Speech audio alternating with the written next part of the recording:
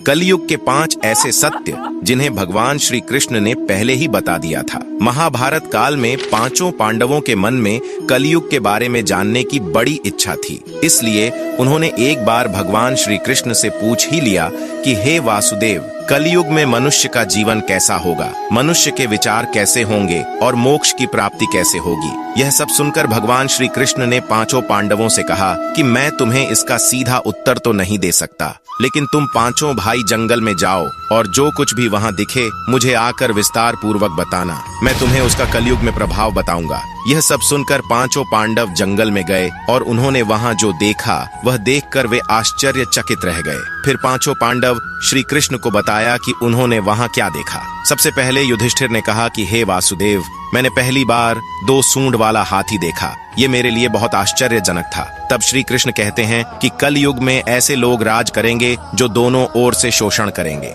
कहेंगे कुछ और करेंगे कुछ और, मन में कुछ और होगा और कर्म कुछ और ही करेंगे। ऐसे ही लोगों का कलयुग में राज होगा। उसके बाद अर्जुन ने कहा कि हे वासुदेव, मैंने जो देखा वह तो इससे भी आश्चर्यजनक था। मैंने एक पक्षी देखा जिसके पंख पर वेद लिखे थे, लेकिन वह मांस खा रही थी। तब श्री कृष्ण बताते हैं कि कलयुग में ऐसे लोग रहेंगे जो बड़े ज्ञानी कहलाएंगे, वे ज्ञान की चर्चा तो करेंगे लेकिन उनका आचरण राक्षसों जैसा होगा। कलयुग के मनुष्य धन और संपत्ति के लोभी होंगे, भले ही उनके पास कितना भी ज्ञान क्यों ना हो। उसके बाद भीम ने कहा कि एक गाय अपने बछड़े को इतना चाटती है कि बछड़ा लहू लोहान हो जाता है। तब श्री कृष्ण कहते हैं कि कलयुग में माँ के बच्चों की प्रति ममता इतनी बढ़ जाएगी कि उन्हें अपने विकास का अवसर ही नहीं मिलेगा, जिसके कारण मोह माया में पड़कर वे बर्बाद हो जाएंगे। इसके अलावा जब किसी का बेटा घर छोड़कर साधु बनेगा तो हजारों लोग उसके दर्शन करने जाएंगे, लेकिन जब खुद का बेटा साधु बनेगा तो वे रोएंगे कि मेरे बेटे का क्या होगा।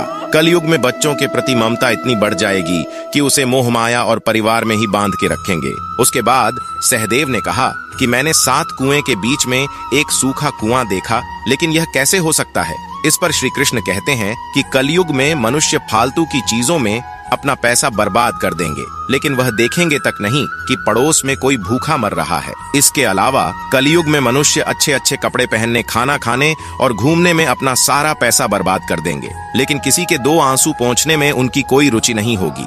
इसके बाद नकुल ने कहा कि एक चट्टान सभी पेड़ पौधे को तोड़ रहा था, लेकिन वह एक छोटे से पौधे पर टकराकर रुक जाता है। इस पर श्री कृष्ण कहते हैं कि कल युग में लोगों का जीवन पतन हो जाएगा। ऐसे में हरि नाम का एक छोटा सा शब्द उस पतन को रोक पाएगा।